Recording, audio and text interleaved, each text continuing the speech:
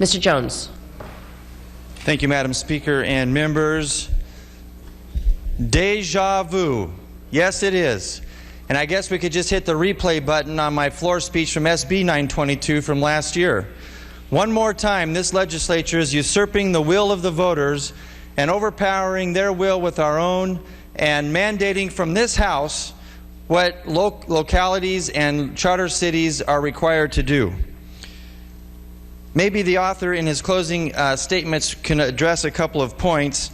Why is this measure so important today, and why did we have to use the gut and amend process to bring it to the floor? This bill started out as a Desagne bill dealing with Cal OSHA. And I asked this legislature, what does PLAs and charter cities have to do with Cal OSHA? I rise in opposition of this measure. In my view, Senate Bill 829 is just the latest attempt by the majority party to try to silence the voice of the people. SB 829 singles out one charter city, San Diego, and other communities whose citizens have voted to ban project labor agreements.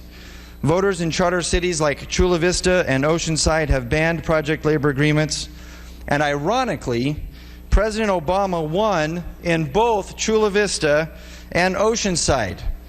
Yet voters in those same communities have voted to reject project labor agreements. The voters have spoken. SB 829 would punish charter city voters when they vote to ban project labor agreements in public works projects. In my view, this is an obvious attempt to usurp the will of the voters and the citizens of this great state, and one more time diminishes the stature of this House and this legislature. The measure would punish their attempts to create competitive bidding for city projects. The legislature should not punish charter cities who are trying to stretch infrastructure dollars to the fullest. SB 829 will hurt charter cities, and it ignores the most important group in this state, the voters that vote for us to come here and vote for propositions in their local areas.